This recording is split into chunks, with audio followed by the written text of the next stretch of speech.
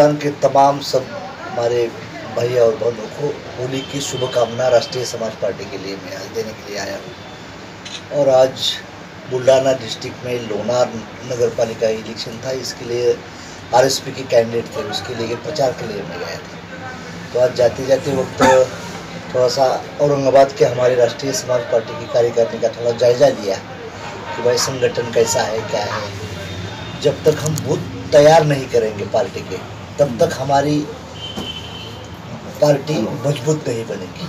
तो हमने देखा कि हमारे कितने वार्ड अध्यक्ष चुने गए हैं, हमारी कौन सी आघाड़ी की बैठक अच्छी चल रही है, उसके बारे में जायज़ा लेने की कोशिश हमने किया है।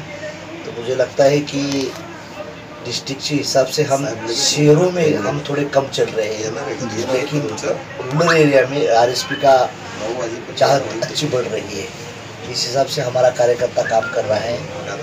आज महाराष्ट्र के बाहर भी हम 13 स्टेट में राष्ट्रीय समाज पार्टी के कैंडिडेट भी हम लड़ने की कोशिश कर रहे हैं, तो ज़्यादा से ज़्यादा। और महाराष्ट्र में हम तो सेना बीजेपी आरपीआई के अलायंस है हमारी पार्टी की।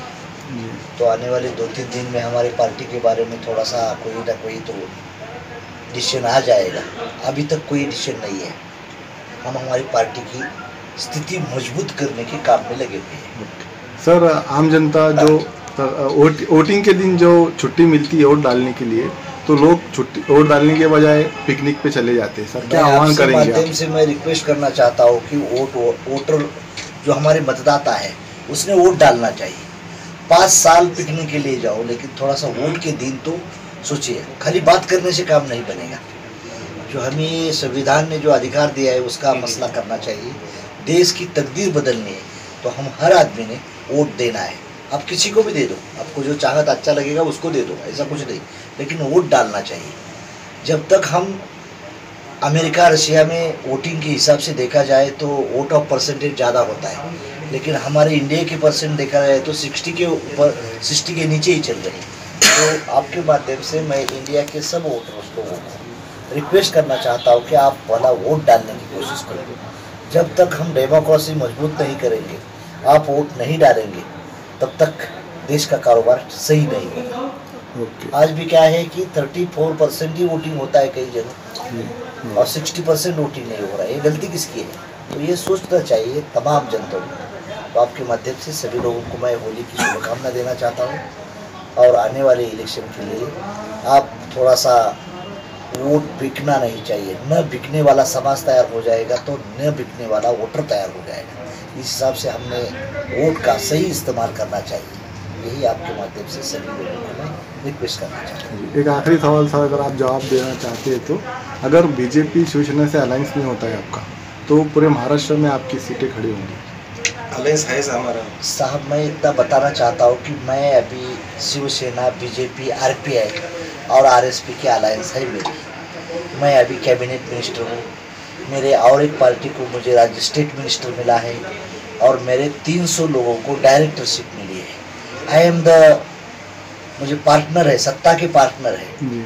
तो अभी क्या है, बड़ा भाई छोटा भाई में झगड़ा कभी होता है, लेकिन घर के बाहर जाते हैं तो हम सब एक मिल के जाते हैं। तो मैं आपको रिक्वेस्ट है, आठवले साहब रहे, मैं रहूँ, बेटे रहे, बीजेपी रही और शिवसेना, हम कंधे से कंधे लेके आगे चलेंगे। और मुझे भरोसा है कि मेरे 2 जिला परिषद मेंबर थे, तब मुझे 6 सीटें बीजेपी और शिवसेना ने दिया थी और 1 मेंबर ऑफ पार्लियामेंट दिया।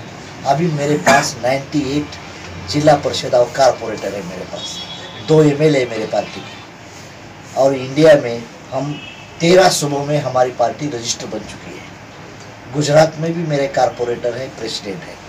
तो मैं मेरे अवकाश से मेरी पार्टी बढ़ाने की कोशिश में कर रहा हूँ। और अभी भी मैं हमारी अलायंस है, शिवसेना बीजेपी के साथ अलायंस है। मैं मिनिस्टर हूँ और मुझे लगता है कि सेना बीजेपी मुझे और आठवले को नहीं छोड़ेंगे।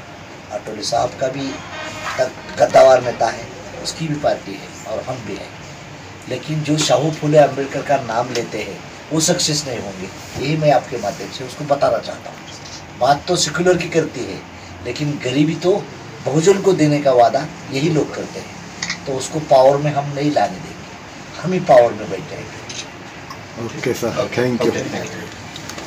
Okay? Watch Aurangabad Updates News. Watch, like, subscribe, share.